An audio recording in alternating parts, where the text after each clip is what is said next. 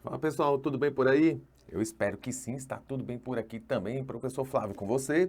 Vamos começar agora a resolução do terceiro simulado que você fez em preparação para o Corpo de Bombeiros Militar do Distrito Federal. Vamos lá, vamos resolver as questões de matemática. Tá aí, ó, vamos resolver as questões de 11 a 15. Tranquilão? Bora começar. Na questão 11, após o término do CFO, aspirante Rogério foi transferido para a Diretoria de Gestão de Pessoal, onde há um computador à sua disposição. A fim de manter a segurança da informação no local, o tenente Kleber explicou ao aspirante Rogério que é necessário criar uma senha de 4 dígitos.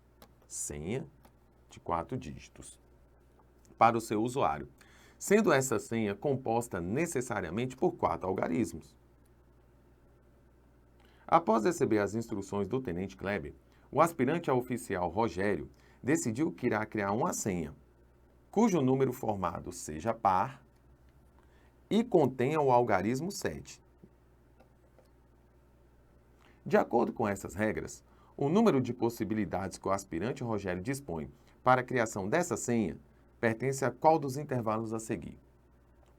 Então é o seguinte, criação de senha, quando a gente fala em criação de senha, isso aí trata-se de um exercício de análise combinatória. E dentro da análise combinatória, a gente pode ter arranjos, permutações, combinações, o PFC, o princípio fundamental da contagem, que é o nosso caso. Isso aqui é um exercício de princípio fundamental da contagem. Por quê? Porque a ordem dos dígitos aí interfere no resultado final, vamos assim dizer. Criação de senha. Quando você digita uma senha em uma máquina, se você já tem a sua senha lá cadastrada, se você mudar de posição 2 algarismos, vamos assim dizer, ele aceita essa senha? Não, não aceita. Por quê? Porque é ordenado. Cada coisa entra na sua ordem e essa ordem aí, ela interfere sim no resultado final, tá? Digamos, se eu escolhi o número 1, 2, 3, 4 nessa ordem, se a minha senha é essa, 1, 2, 3, 4, se eu digitar 4, 3, 2, 1, ele não vai aceitar. Então, se a ordem é importante, isso aqui é um exercício de princípio fundamental da contagem. Ok, então aí já sabemos para que caminho nós vamos. Princípio multiplicativo, a gente vai utilizar. Então, dentro dessas restrições, nós vamos tentar aqui montar o conjunto de senhas que são possíveis, tá? A quantidade total. Então, vamos lá. Pensando assim, dentro do que ele diz, ele vai querer senha de 4 algarismos.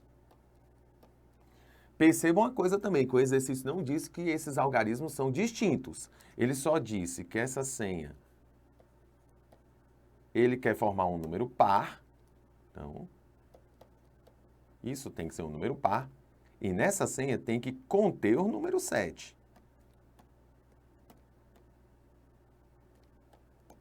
É isso.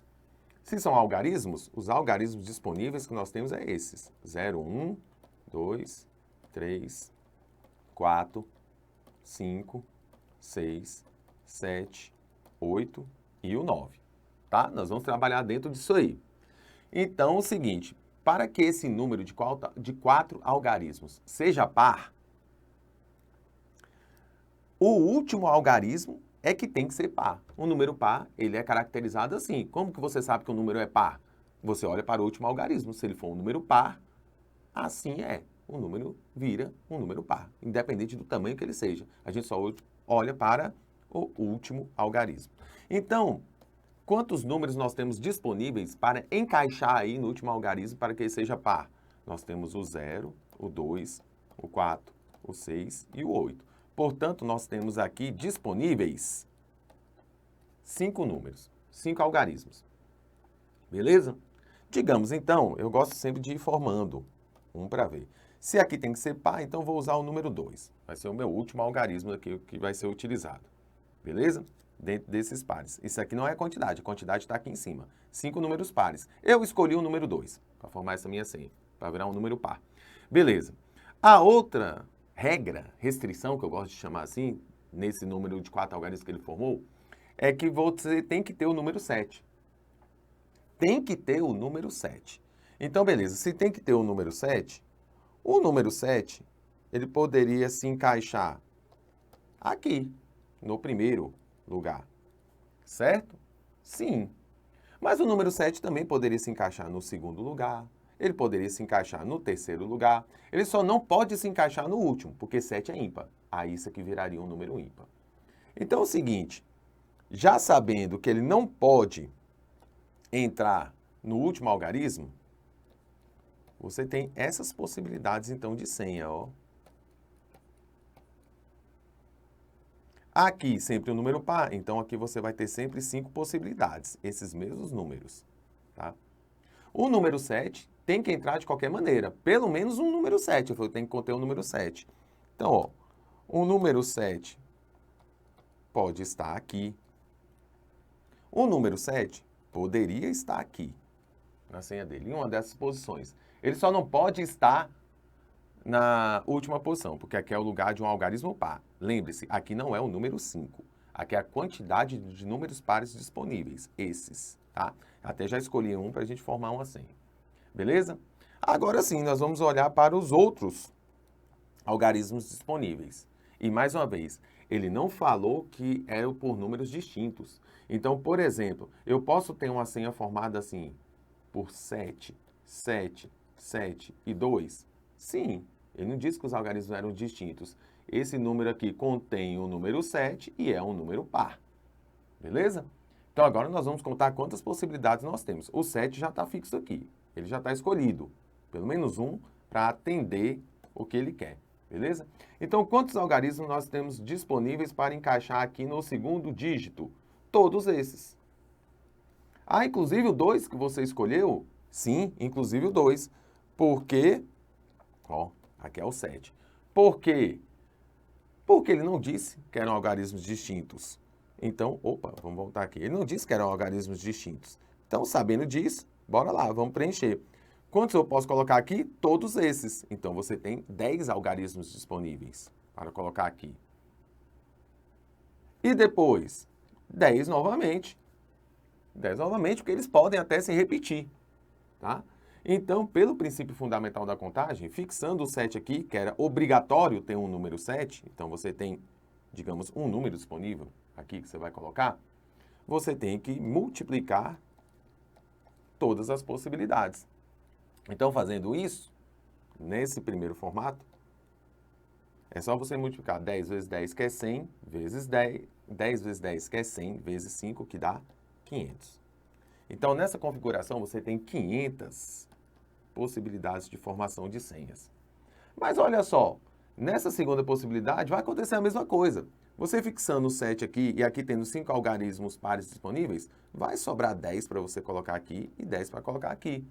Como o 7 aqui é fixo, é obrigatório ter pelo menos ele aí, que eu escolhi na segunda posição, 10 vezes 10, 100 vezes 5 dá 500. Aqui você vai ter 500 possibilidades também. E na terceira situação, da mesma maneira. Você vai ter 10 aqui, 10 disponíveis aqui e os mesmos 5 pares disponíveis aqui. Tá bom? Então, como eu falei que eu gosto sempre de ir montando, nessa primeira possibilidade, dos 10 números, eu poderia ter escolhido 4. E depois, o 4 volta para cá, eu tenho 10 disponíveis, digamos que eu escolhi o 8. O número 7482 é um número par de 4 algarismos que tem o número 7. Beleza? Lembrando que poderia ser até assim, ó, com repetições de 777. E tá? 7.772 é um número par que tem algarismo 7. Beleza? Na senha. Então, assim formados, quantas possibilidades eu tenho? Eu poderia ter formado assim, ou poderia ter formado assim, ou poderia ter formado assim. Quando eu digo ou, nós somamos, tá? O sinônimo de ou na análise combinatória é uma soma. Então, se fosse e, multiplicaríamos. Então, 500 mais 500 mais 500. Que isso aqui dá um total de 1.500. 1.500 senhas disponíveis. Então, a pergunta do exercício era essa, né? Rogério dispõe para a criação dessa senha, Rogério dispõe para a criação dessa senha, pertence a qual dos intervalos a seguir? Que o aspirante tem 1.500. Então, de 1 a 1.500 é a quantidade que tem disponível. Então, nós temos aqui gabarito na letra A. Beleza? Então, essa aí foi a questão 11. Questão 12. Bora lá.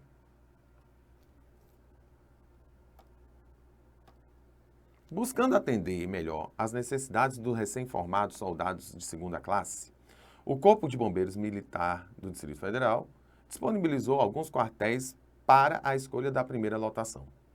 As opções de quartéis disponibilizados pelo Corpo de Bombeiros foram Samambaia, Ceilândia e Taguatinga. O resultado da pesquisa foi o seguinte: 120 indicaram Samambaia, 90 indicaram Ceilândia, 50 selecionaram Taguatinga, 30 indicaram Samambaia e Ceilândia, 40 o de Samambaia e Taguatinga e 20 selecionaram Ceilândia e Taguatinga. 15 os 3 quartéis e 10 não querem nenhum dos 3 quartéis. Quantos soldados de segunda classe foram consultados na pesquisa? Beleza. Isso aqui é um exercício clássico de conjuntos, né? Teoria dos conjuntos, que estuda lá no ensino médio, no iniciozinho do ensino médio. Aqui nós resolvemos da seguinte maneira: montando os conjuntos, as interseções, a gente começa pelas interseções, vamos retirando elas para ver o que ele pede no final. No caso que ele quer saber quantas pessoas foram pesquisadas. Então, nessa história, ele falou de 3 quartéis, que aqui para nós vão virar 3 conjuntos. Beleza? Quais são os quartéis? Ele falou que tem quartel em Samambaia, em Ceilândia e em Taguatinga. Tá? Dentro dessa estrutura, essa parte central é a parte que contém as pessoas que estão tanto em Samambaia, quanto em Ceilândia, quanto em Taguatinga. Essa parte aqui da estrutura é a parte das pessoas que preferem Samambaia e Taguatinga. Essa parte são as pessoas que preferem Ceilândia e Taguatinga. E essa parte aqui são as pessoas que preferem Samambaia e Ceilândia. Beleza? Dentro de cada conjunto desse, tem que ter apenas a quantidade que ele fala no exercício. Mas para resolver isso, tem uma técnica. Qual a técnica? Comece sempre pela interseção. Você vai começando pelas interseções. Interseção é o que tem em comum. Então, o que tem em comum nos 3, o que tem em comum 2 a 2, e nós vamos retirando esses valores para que a gente não conte a mesma pessoa 2 vezes no mesmo conjunto. Essa é a técnica para resolver. Então, esse é o tipo de exercício que a gente nunca começa a preencher esses conjuntos do início da leitura, quando ele começa a falar um a um. A gente começa sempre de trás para frente, pegando a interseção, principalmente a interseção central, que é que tem os 3, no caso aqui, ó. E tem também uma galera que nem sequer está participando disso, porque 10 pessoas não querem nenhum dos quartéis. Então, isso a gente já tem que ficar atento, porque aqui nós vamos montar um diagrama de pessoas que selecionou algum dos quartéis. Só que já tem uma galera aqui, que eu vou chamar de nenhum, essa galera que não quer nenhum deles. Eu vou deixar de fora disso aí, tá? Então, são 10. 10 pessoas não querem nenhum dos 3. Então, essas 10 vão ficar aqui do lado de fora, porque aqui nesse diagrama vão ter as pessoas que escolheram alguma delas. Então, vamos começar. 15 escolheram os 3 quartéis. É indo e voltando mesmo, tá? Então, ó, aqui tem 15 pessoas. 15 pessoas para Samambaia, Ceilândia e Taguatinga, tá? Você pode ver que esse pedaço está participando dos 3 conjuntos. Voltando à leitura. Ceilândia e Taguatinga. 20 pessoas. É aqui que você tem que ficar ligado. Ceilândia e Taguatinga é esse pedaço aqui, ó. Vou destaque aqui. Ceilândia e Taguatinga. Essa parte aqui, ó. Aqui tá a galera que escolheu Ceilândia e Taguatinga. Só que Ceilândia e Taguatinga, quantas pessoas? 20. 20 pessoas. Só que, vamos voltar aqui, ó. Ceilândia e Taguatinga, que na real você tem todo esse pedaço aqui, que é tanto de Taguatinga quanto de Ceilândia, essa parte aqui, você já tem 15 pessoas nesse pedaço de interseção. E ele falou que aqui tudo tem que ter 20. Tem que ter cuidado para a gente não pensar que 20 é só aqui. Não, 20 é isso tudo, ó. Só que esse pedacinho aqui é o que a gente fala somente Ceilândia e Taguatinga, se for uma pergunta do exercício. Então, aqui tem 15 pessoas. Como tem que ter 20, faltam 5. Tá? Então, ó, Ceilândia e Taguatinga, 20 pessoas escolheram Ceilândia e Taguatinga. Dessas, 15 delas também queriam Samambaia, entendeu? Quantas queriam só Ceilândia ou Taguatinga? Assim, só queria Ceilândia e Taguatinga. 5 delas. Mas tá aqui, ó, 20. Ceilândia e Taguatinga. É esse o cuidado que você tem que ter nesse tipo de exercício. Então, voltando um pouquinho mais, quando ele fala Samambaia e Taguatinga, 40 pessoas. Samambaia e Taguatinga, aqui ó, Samambaia e Taguatinga, Samambaia e Taguatinga, é isso tudo aqui, ó. Beleza? Samambaia e Taguatinga. Quantas pessoas tem que ter aí dentro? Samambaia e Taguatinga, 40. 40 pessoas tem que ter aí dentro. Só que já tem 15. Beleza? Já tem 15. Então a gente vai colocar o que falta aqui, que são as pessoas que só escolheram o Samambaia e Taguatinga. A gente está excluindo as repetições aí. Certo? Então aqui, se tem que ter 40 e eu já tenho 15, eu vou preencher com 25. Porque 25 mais 15, você tem 40. 40 pessoas Samambaia e Taguatinga. Só que dessas 40, 15 também queriam Ceilândia. Esse é o grande lance. Tem que ficar esperto aqui. Então, entendido isso, agora você tem que, para Samambaia e Ceilândia, você tem 30 pessoas. Samambaia e Ceilândia, é isso tudo aqui, ó. Tem que ter 30 pessoas aqui dentro. Mas você já tem 15. Quantos que faltam para 30? Faltam 15. Então, você preenche aqui com 15. Tá? E é assim a forma correta de resolver esse tipo de exercício. E agora nós vamos começar aos conjuntos que a gente fala que são únicos, né? Quando ele fala de 1 a 1. Por exemplo, 50 selecionaram Taguatinga. 50 pessoas selecionaram Taguatinga. Taguatinga é isso tudo. Aqui dentro tem que ter 50 pessoas. Ó, 50 pessoas. Mas já tem quantos? 25 mais 15 mais 5. Beleza? Então, 25 mais 15 mais 5 dão 45. Né? 25 aqui dá 30, mais 15, 45. Se aqui tudo tem que ter 50, então está faltando 5 pessoas para completar o conjunto. E aqui dentro agora você tem 50 pessoas que escolheram Taguatinga. Só que dessas 50, apenas 5 querem só Taguatinga. É isso que nós descobrimos agora. Beleza? 5 delas quer só Taguatinga. 5 delas quer Taguatinga e Ceilândia. 25 delas quer Taguatinga e Samambaia apenas. E 15 dessas pessoas que estão aqui dentro escolheram qualquer uma das 3. Querem as 3. Beleza? Então comece sempre pela interseção central. Da interseção central você vai subtraindo tudo que entra. Tá? E tudo que for entrando você tem que ir subtraindo para ficar só o que você quer no final.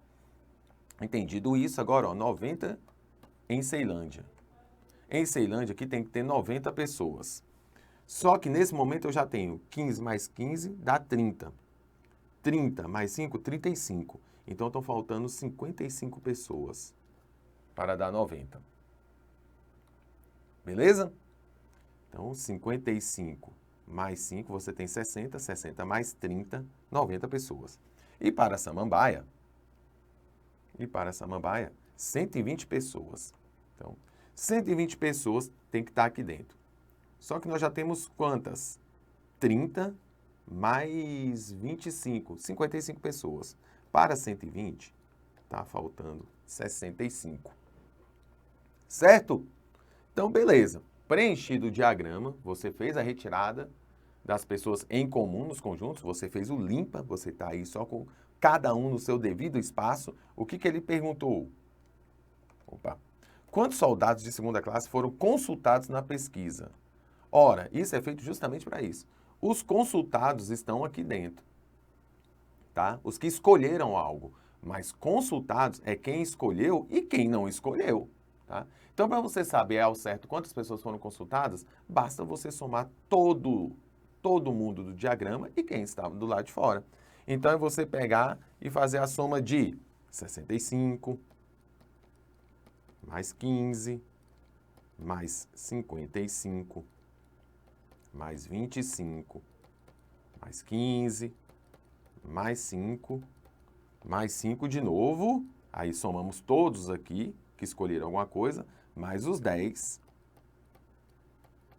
que não escolheram nenhum, porém foram consultados. E somando todo mundo aqui, isso dá um total de 195, portanto, gabarito na letra C. Beleza?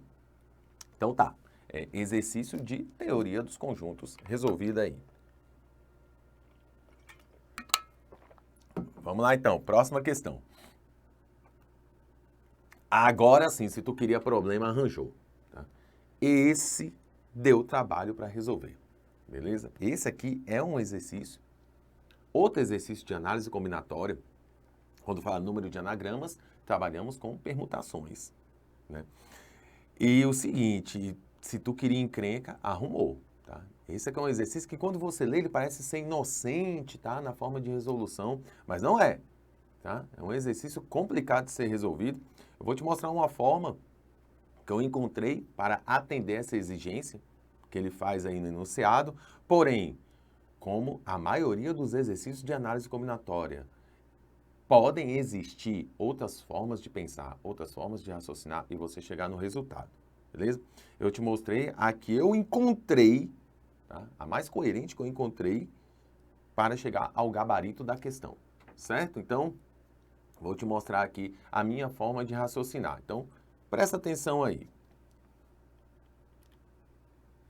Questão 13. Considere os anagramas formados com as letras da palavra corroborar, nos quais, isso aqui que é o problema, não há duas vogais em posições consecutivas. Isso é a restrição que ele está pedindo aí. Assim, a quantidade desses anagramas é igual. Vamos estruturar aqui, tá? Com muita calma, para você poder entender aqui. A palavra é corroborar, e eu não quero duas vogais em posições consecutivas. Corroborar tem letras repetidas. Você pode ver que tem o R 1, 2, 3, 4 vezes, e você tem a letra O 3 vezes. Portanto, aqui já fica logo de cara que você vai trabalhar com permutações com elementos repetidos. Ok. Por que não dá para a gente pegar e fazer essa permutação toda das 10 letras, excluindo as repetições, que é assim que a gente trabalha esse tipo de anagrama? Porque aí você corre o risco de colocar vogais em posições consecutivas, né? Que corre o risco, vai acontecer. Então não basta tão somente eu pegar 1, 2, 3, 4, 5, 6, 7, 8, 9, 10 e fazer isso assim. Ah, isso é uma permutação de 10 elementos com 1, 2, 3 repetições de O e 1, 2, 3, 4 repetições de letra R, que aí ficaria assim, né? Fatorial de 10 sobre o fatorial de 3, fatorial de 4. Isso aqui vai te dar o total de anagramas dessa palavra corroborar. E esse total de anagramas permite que, por exemplo, duas letras Os estejam juntas. E é o que ele não quer, tá? Que são duas vogais em posições consecutivas. Então não basta fazer isso, tá? E nem tem essa possibilidade aqui dentro das respostas possíveis do gabarito. Então é o seguinte, o que eu fiz? Como sempre eu faço em exercício de análise combinatória. Eu monto uma para ver se atende a especificação e aí dentro eu vejo como que as coisas vão caminhar para eu ver as possibilidades, tá? Então, é assim, esse tipo aqui de exercício é chatinho de ser feito mesmo. Então eu penso o seguinte, corroborar. Eu tenho aqui 3 letras Os, que eu vou chamar assim de O1, O2 e O3. Tá? Porque são 3 letras que para a montagem dos anagramas eu vou pensar nelas de forma diferentes, mas na leitura do anagrama é a mesma letra, é tudo igual. É assim que a gente encara isso aqui nas repetições. Mas só para eu saber quem eu estou mexendo de posição. O que mais eu tenho de repetição aqui é a letra R. Eu tenho 4 letras R's, que eu vou chamar de R1, R2, R3 e R4. E fora isso, eu ainda tenho as letras C, B e A. São 10 letras, tá? Que tem a palavra. Formação de anagramas é de quantas maneiras eu posso embaralhar essas letras sem que o sentido da palavra formado tenha algum significado para a língua portuguesa. É só o embaralhamento das letras, tá? Isso aí é que é o tal do anagrama. Então, eu não quero duas vogais em posições consecutivas. Então, eu vou pensar assim. 10 letras, eu vou separar como se fossem caixinhas.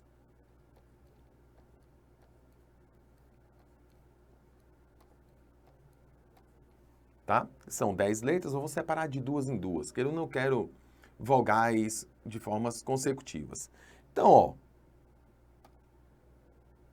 eu posso, então, começar pela letra O, que é vogal, vou botar a primeira aqui, vou colocar a segunda aqui e a terceira aqui, os 3 Os que eu tenho.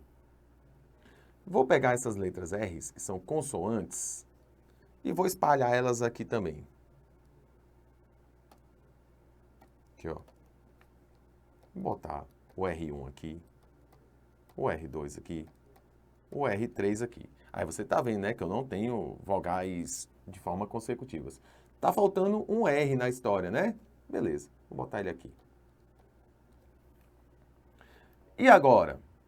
E agora eu tenho as letras C, B e A. A é vogal, tá? Que tá dentro aqui, ó, da história que não quer vogais consecutivas. Então eu vou botar essa vogal A aqui.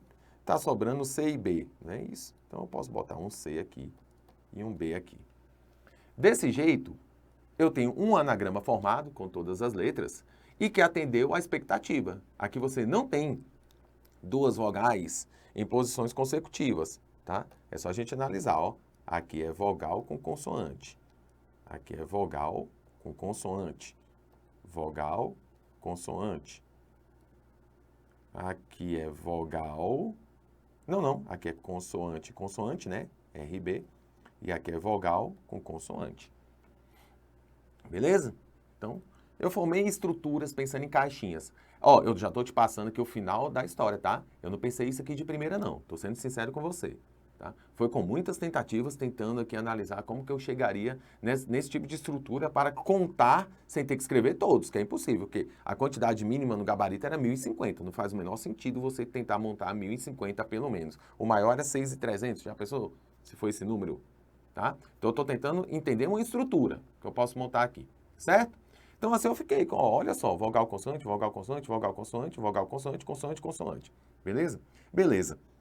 Tá, se poderia aqui ter um outro tipo de montagem? Poderia. Mas eu vou manter, digamos, o mesmo raciocínio, tá? Aqui, ó. 1, 2, 3, 4, 5. Se fosse 5 caixinhas aí para mim. Essas letras Os, então, você poderia ter espalhado elas de maneira diferente. Ó. Poderia colocar aqui, ó, O1 aqui. Poderia ter colocado O2 aqui e O3 aqui, ó. E as letras R? Aí, a letra R, eu poderia colocar uma aqui, R4, R3, ó, R2, R4, R3, R2, R1. Aqui. Assim tá batendo? Vamos lá, que tá faltando letra C, B e A, né? Aqui é consoante. Ah, não. Mas aqui eu tô começando com a consoante, então eu vou botar aqui, ó.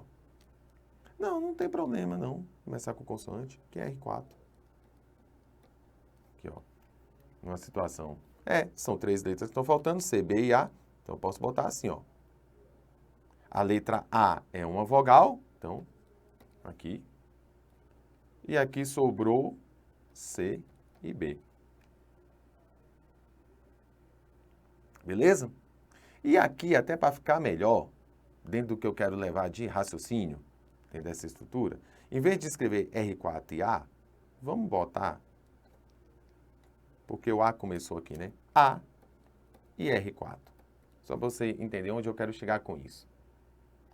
Atendeu a expectativa? Atendeu. Você não vai ter aqui duas consoantes, duas vogais em posições consecutivas. Ó. A, O, estão sempre separadinhos. Aqui você tem duas consoantes que não tem problema. Como que você formou isso aqui? Uma vogal e uma consoante. Uma vogal, uma consoante. Uma vogal, uma consoante. Uma vogal, uma consoante. Duas consoantes. Beleza? Então, se você analisar aqui para a gente ganhar um tempo, estruturando assim, tá? Distribuindo primeiro as letras O, as letras R, que são as letras repetidas, tá? Desse anagrama que pode ser formado. E deixando para o final para encaixar as letras C, B e A de maneira tal que isso aqui aconteça, tá dando para perceber que você criou um padrão, que nós temos um padrão. Qual é o padrão? O padrão está aqui, ó.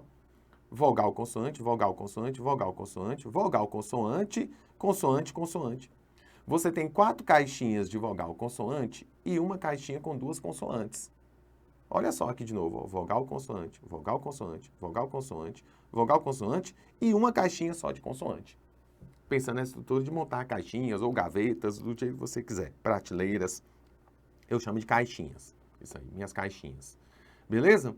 Então, para que isso aqui seja atendido, o anagrama tem que ter uma estrutura. Qual é a estrutura? É essa aqui, ó. Vogal, consoante, vogal, consoante, vogal, consoante, vogal, consoante, consoante, consoante. Não necessariamente é assim. Você viu que isso aqui teve suas mexidas. Mas o importante é que seja assim. Então, eu tenho 5 caixinhas, ó, 1, 2, 3, 4, 5 caixinhas que precisa ter essa configuração, tá? Precisa ter essa configuração. Então, o que eu fiz? Eu permutei primeiro as letras repetidas.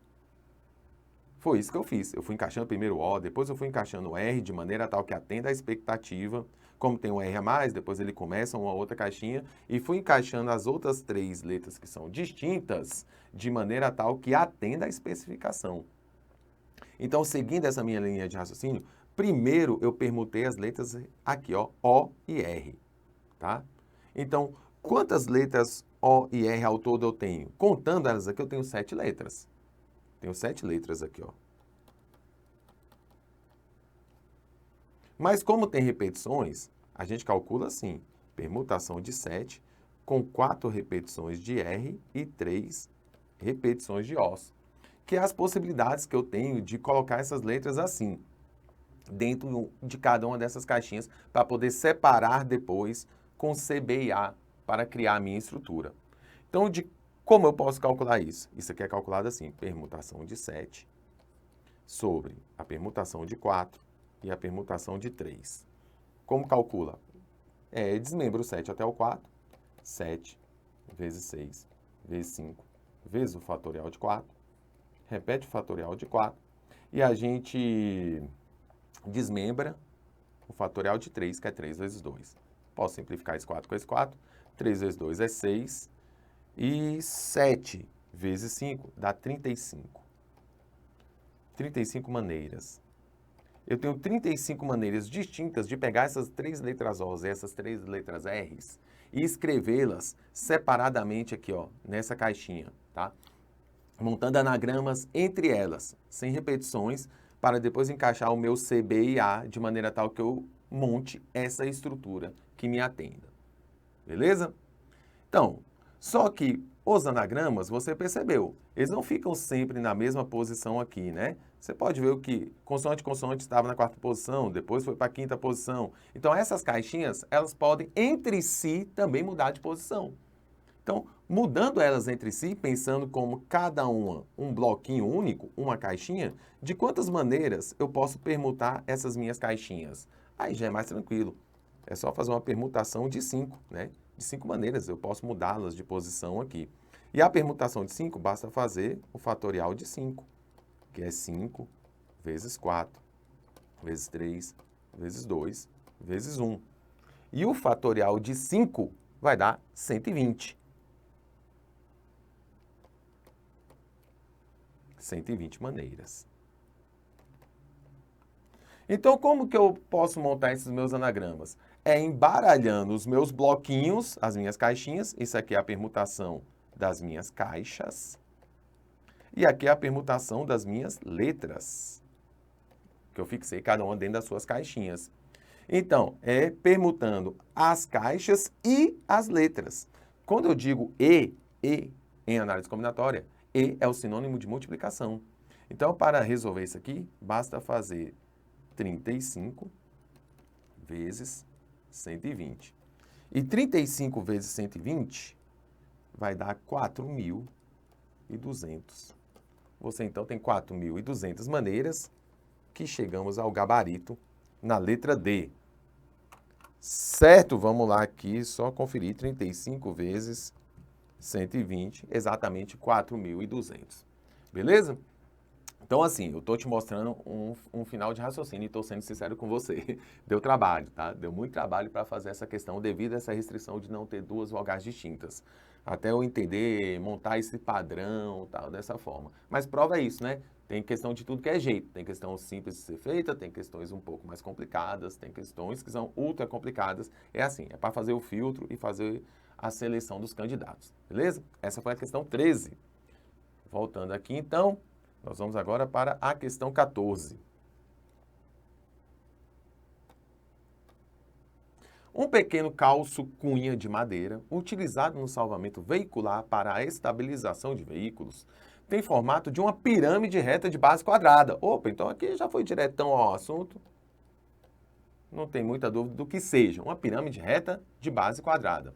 Tem altura igual a 8 centímetros. Altura. Se a aresta da base mede 12 centímetros, 12 centímetros, então a área total desse objeto em centímetros quadrados é, ele quer o cálculo então da área total. Beleza. Isso aqui é um exercício clássico, pode cair em qualquer prova de vestibular aí da vida, tá? Tá caindo aqui no concurso público de vocês, mas né, para alunos aí do ensino médio que estão estudando para vestibulares, isso aí é uma questão corriqueira. Vamos lá resolver então? Uma pirâmide reta de base quadrada. Quando ele diz que a pirâmide é reta, é porque a altura forma com a base ângulo de 90 graus. A altura e a base são medidas perpendiculares. A altura, claro, um segmento de reta, quando toca a base, onde ela toca, forma ângulo de 90 graus. Beleza? Então, vamos desenhar uma aqui, mesmo que mal e porcamente, mas ajuda a visualizar tanto as medidas quanto o que eu posso fazer de manipulações para chegar onde eu quero, que é o cálculo da área total. Então, ó, isso aqui quer dizer uma pirâmide reta. Isso aqui vai subir retinho, assim, que é a altura, ó. Aí a altura forma com a base ângulo de 90 graus, é perpendicular. Aí você pega um pontinho aqui em cima e liga os vértices. Vai ficar assim, assim. Essas são as arestas laterais da pirâmide, tá? A aresta da base são as arestas que formam a base. As arestas laterais que formam as faces laterais, que são triângulos isósceles. Aqui. Então você tem aí, mal e porcamente desenhado, uma pirâmide de base quadrangular. O que ele fala sobre ela? Tem altura igual a 8 centímetros. Então, a altura, essa medida aqui, ó, daqui até o topo, o vértice. Ele falou que isso aqui é 8 centímetros. 8 centímetros, essa medida aqui, ó, tá? 8. Beleza? Estou botando externo porque externamente, porque é só uma forma de escrever. Depois a gente pode escrever aqui dentro também, tanto faz. Se a aresta da base mede 12 centímetros, a aresta da base, aqui ó, as arestas que formam a base, que são lados desse quadrado. Ele falou que isso aqui mede 12 centímetros. Certo? A área total. A área total de uma pirâmide quadrangular, vamos escrever aqui ó, a área total, ela é formada pela área da base dessa pirâmide, que é um quadrado, mais a área lateral. Só que a área lateral é formada de 4 triângulos, que são isósceles. Então é assim, ó, é a área da base mais a área de 4 triângulos, que são isósceles. E como que calcula a área de cada triângulo desse aqui? Numa pirâmide, cada triângulo desse é calculado assim. Base vezes a altura, base vezes a altura desse triângulo, dividido por 2. Só que essa altura da face lateral é chamada de apótema da pirâmide. E ela é representada normalmente pela letra G nos livros de matemática, tá? Então é a base desse triângulo é a aresta da base, que é essa aqui, ó. Então ela é a aresta da base vezes a altura da face lateral, que aqui é chamada de apótema, dividido por 2. Assim nós calculamos a área total de uma pirâmide quadrangular regular. Beleza? Reta. certo? Então vamos atrás dessas medidas. A área da base é um quadrado. Então é só você fazer isso aqui, ó, assim, é a aresta da base, vamos botar logo aqui a fórmula direta, a aresta da base ao quadrado, né? Que é lado vezes lado. Então você já tem isso aqui assim. A aresta da base é 12. Então aqui é 12 ao quadrado. Mais esse 4 com esse 2 aqui, você pode simplificar. 4 dividido por 2, aqui sobram 2. A gente dando uma estruturada melhor. Então você tem 2 vezes a aresta da base. Quem é a aresta da base? Mede 12 centímetros que ele deu. 2 vezes 12 vezes o apótema. Tá faltando então só esse apótema aqui, ó. Que nós vamos calcular como? Já está chamando aqui o que precisa, ó. Vamos colocar aí. Se você pega essa distância aqui, ó, que é chamado de apótema da base da pirâmide, beleza? Com a medida da altura, que vale 8, falei que depois a gente podia escrever aí, nós poderíamos aplicar um teorema de Pitágoras nesse triângulo para calcular o G, que é o apótema da pirâmide. Então, a altura mede 8. Como nós temos aqui um quadrado, que é um polígono regular, a distância aqui, ó, da altura está no centro do quadrado. Até o ponto médio de um dos seus lados, isso aqui é chamado de apótema da pirâmide. Normalmente é representado pela letra M. Tá? Você não precisa saber disso tão assim, não. Você precisa saber como que calcula. Se eu estou no centro e vou caminhar em linha reta até tocar um ponto desse aqui, você está caminhando metade dessa distância. Portanto, isso aqui, o apótema da pirâmide, é metade de 12, que vale 6. Nesse caso dessa pirâmide, tá? Não é assim para todas as pirâmides, não. Se mudar a base da pirâmide, a gente calcula o apótema, cada um à sua maneira. Essa é a mais simples que tem. Então, aqui eu tenho um triângulo retângulo que tem catetos medindo 6 e 8 e o apótema valendo... vai aplicar o teorema de Pitágoras para poder fazer, né? Hipotenusa aqui. Beleza? Você pode aplicar o teorema de Pitágoras e sair disso assim. G ao quadrado, que é a hipotenusa, é igual hipotenusa ao quadrado igual a soma do quadrado dos catetos. 6 ao quadrado mais 8 ao quadrado. Tranquilo? Segue as contas aí. Mas eu quero te dar uma dica aqui para você ganhar tempo, tá? Igual eu tô falando, em matemática tem coisas que gritam quando você olha. Que é o seguinte, eu tenho um triângulo, um retângulo muito famoso. Vou desenhar ele aqui. E normalmente ele cai muito em prova, tanto é que caiu aqui. Só que meio mexidinho. Tem um triângulo famoso que ele é muito... Tem um triângulo famoso que ele é muito famoso. É o triângulo pitagórico. É aquele famoso triângulo 3, 4 e 5. Beleza? Ele aparece muitas vezes em prova. Ele está aparecendo aqui, tá? Se você reparar bem. Porque esse triângulo ele é válido em todas as suas variações. O que eu chamo de variações? São as multiplicações que você pode fazer nos lados, tá? Então, por exemplo, 8, 6 são múltiplos de 3 e 4. É só você pensar aqui, ó, que esse 6 aqui é a mesma coisa que 2 vezes 3. Esse 8 aqui é a mesma coisa que 2 vezes 4. Então, 2 vezes 3 é 6. 2 vezes 4 é 8. Então, se você multiplicar esse lado por 2, que você vai multiplicar um lado tem que multiplicar 2, isso aqui vai dar 10. Logo, esse apótema aqui vale 10. Olha como que você pode chegar rapidinho se você observar essas coisas. Beleza? Se não, segue no Pitágoras aqui, ó.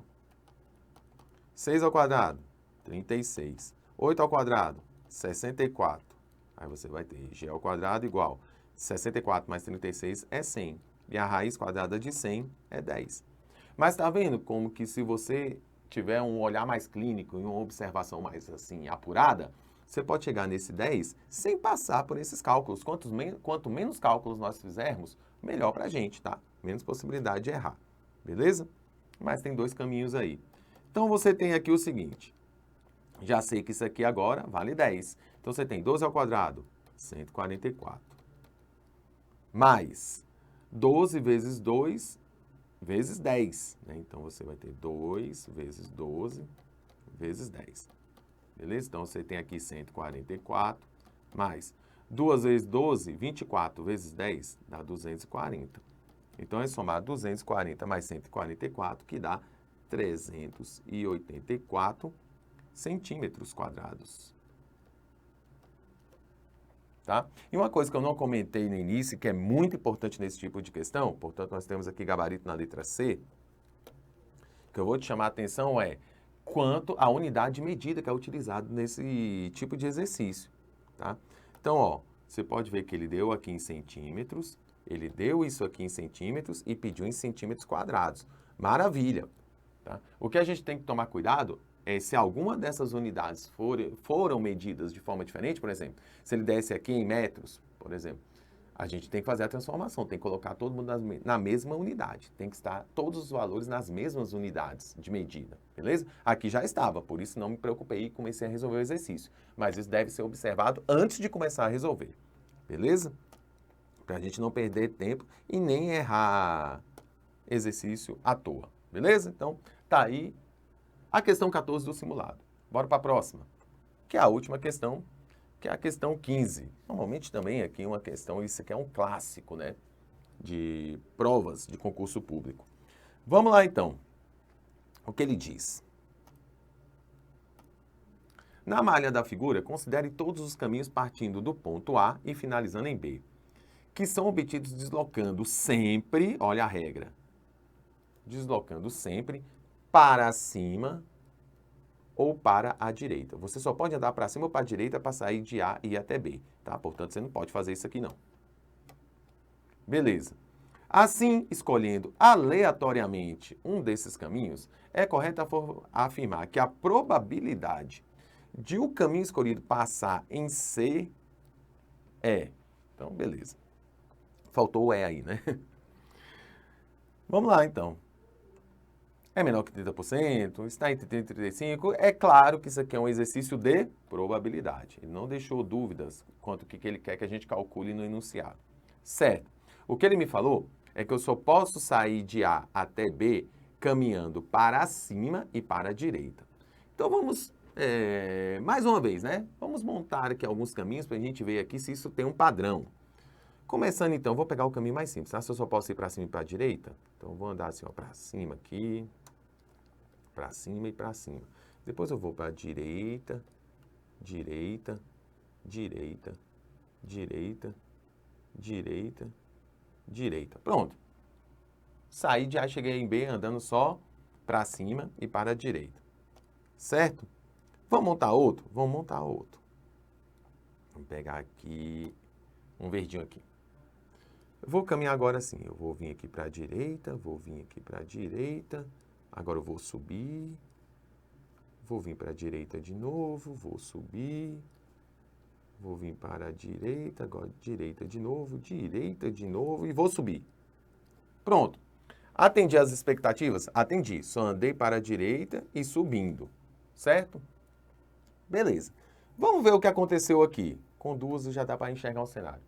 Aqui eu andei para cima, para cima, para cima. E aqui foi direita, direita, direita, direita, direita, direita. Quantas vezes eu andei? 1, 2, 3, 4, 5, 6, 7, 8, 9. 9?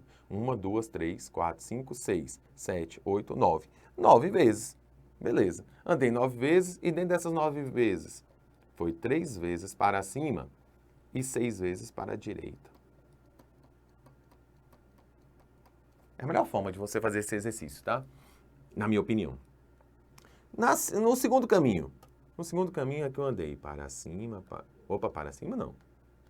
Aqui foi para a direita, direita. Aqui foi para cima. Aqui foi direita. Aqui foi para cima. Aqui foi direita.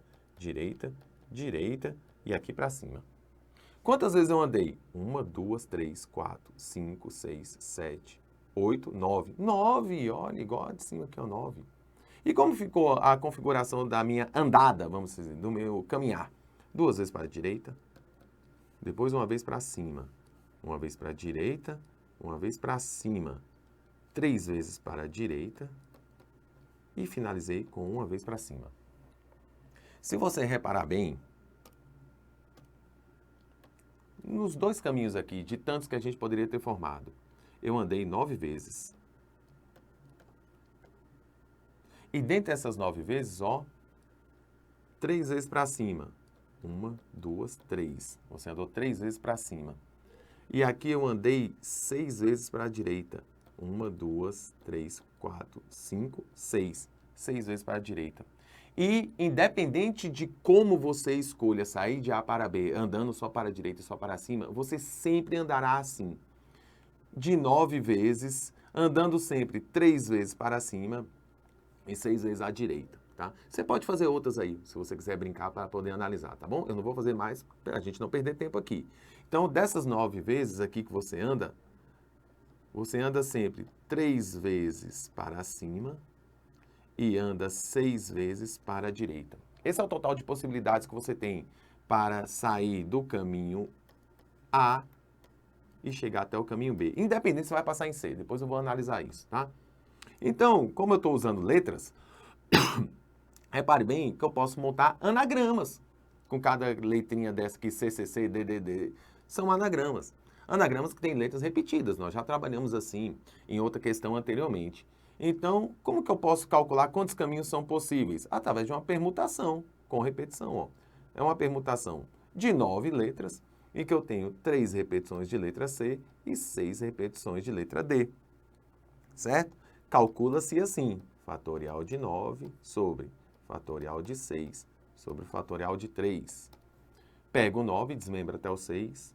9 vezes 8, vezes 7, vezes 6, sobre fatorial de 6. E o 3 é 3 vezes 2.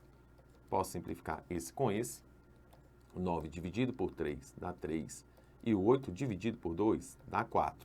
Então, agora sobrou 3 vezes 4 vezes 7. 3 vezes 4 é 12. E você vai calcular agora 12 vezes 7, que dá 84. Então, existem 84 formas diferentes de você sair de A até B. Mas, como isso aqui é um exercício de probabilidade, esse 84 aqui é o que nós chamamos de espaço amostral. Porque a probabilidade vai ser calculada assim, ó. A probabilidade aqui desse evento E acontecer, que é sair de A até B passando por C, nós podemos calcular aqui por número de caminhos que me atende, né? Possibilidades favoráveis. Então, a probabilidade de caminhos favoráveis, que eu vou chamar assim, ó, favoráveis, sobre o número de possibilidades totais, sobre o número total. O total de caminhos, que é o espaço amostral. Esse aqui, ó, 84, que vai entrar aqui. Eu preciso saber, então, quantos caminhos a mim são favoráveis. Os meus caminhos favoráveis que eu quero são aqueles que ele está pedindo para sair de A até B, passando por C. De A até B, passando por C. Tá? Que é isso que eu vou calcular agora. Beleza? Então, agora eu vou calcular. Como que eu faço para ir de A até B, mas obrigatoriamente passando por C? Certo? Com essa restrição, com essa regra. Vou apagar tudo aqui, para a gente analisar esse cenário agora. Então, para isso ser feito da melhor maneira possível, eu vou pensar primeiro, quantos caminhos eu tenho para chegar de A até C, andando para cima e para a direita sempre, e depois de C até B. Vou quebrar em duas partes, tá? Que aí eu garanto, ó. Como que eu faço para sair de A até C? E depois, como que eu faço para sair do C e chegar até o B? Certo? Dentro desse cenário que eu só posso andar para cima e para a direita. E você já viu que esse Ezinho, como eu estou trabalhando aqui com análise combinatória também, dentro da questão de probabilidade, esse Ezinho vai me levar a uma multiplicação no final. Certo? Então, de A até C. De A até C, como a gente já entendeu como é que funciona, eu não preciso desenhar vários caminhos, não. Então, vamos pensar assim, ó. Eu vou vir aqui, ó, direita, direita, direita, direita e vou subir. Então, como que eu caminhei? Direita, direita, direita, direita e para cima. 1, 2, 3, 4, 5. Aqui eu andei 5 vezes. De A até C, eu estou andando 5 vezes. E dentro de qual configuração? 4 vezes para a direita e 1 vez para cima. Então, vou calcular a quantidade de anagramas formados assim. Tá? E depois, vamos ver logo de C para B. De C para B, Eu posso caminhar assim, ó. Para cima, direita, direita. Aqui ficou cima, cima, direita, direita. Então, aqui eu estou caminhando 4 vezes. E dentre essas 4 vezes, 2 vezes para cima, 2 vezes para a direita. Isso vai dar sempre certo. A gente já percebeu isso lá no início. Então, calculando assim, aqui eu tenho uma permutação de 5 letras com 4 repetições. 4 repetições de letra D. Isso aqui é o fatorial de 5 sobre o fatorial de 4. Então, é 5 vezes 4 fatorial. Embaixo você repete 4 fatorial. Eles se anulam. E fica 5. 5 maneiras. De C para B, eu tenho 4 letras. Então, é a permutação de 4 letras com 2 repetições de C e 2 repetições de D. Fica atento, tá? Porque como eu falo aqui, ó, 2 repetições de C e 2 repetições de D, tem muita gente que interpreta como, 2 e 2, 4 repetições. Não, são 2 de cada. Aí tem que ser separado, tá? Fatorial de 4, 2 repetições de C, 2 repetições de D. A forma correta de calcular é assim. Então, você tem aqui 4 vezes 3 vezes o fatorial de 2, fatorial de 2 aqui, e o fatorial de 2 é 2 mesmo, 2 vezes 1. Vai embora aqui. Aí você tem, ó, 4 dividido por 2 dá 2, e 2 vezes 3 dá 6. 6 maneiras. Só que assim e assim. Então, para eu saber a quantidade total de caminhos para sair de A, chegar em B passando por C, é multiplicar a quantidade. 5 vezes 6, que dá 30. Esses aqui são os meus casos favoráveis. É o que eu quero que aconteça. Sobre o total, que são 84. Então, para calcular a probabilidade desse evento acontecer, é quantidade de casos favoráveis, que é 30, sobre a quantidade de casos possíveis, o total, que é 30 sobre 84. Fazendo essa divisão aqui, nós vamos chegar no número próximo de 0,357. Tem mais números aqui, tá? Eu vou carregar até aí, que é o que nos interessa. Em porcentagem, isso aqui é aproximadamente 35,7%. Beleza? Então, ele falou aqui, ó, dentro da questão, é correto afirmar que a probabilidade de o caminho escolhido passar em C é menor que 30? Não. Está entre 30% e 35%? Não, é um pouquinho maior. Está entre 35% e 40%? Sim. 35,7, maior do que 35, e 40, entre 35 e 40. Está entre 40 não, e 45 é maior que 45? Não. Portanto, aí a nossa resposta fica no gabarito da letra C.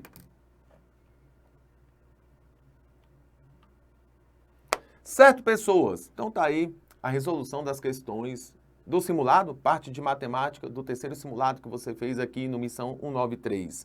Eu espero que você tenha tido um bom aproveitamento, que o seu resultado tenha sido o melhor possível, dentro das nossas resoluções aqui, o que eu posso apresentar para você, o que é possível de ser resolvido, beleza? Estuda muito, manda ver aí do outro lado, estamos aqui sempre para te ajudar, para que você consiga êxito no seu concurso, na sua aprovação. Um grande abraço, até a próxima.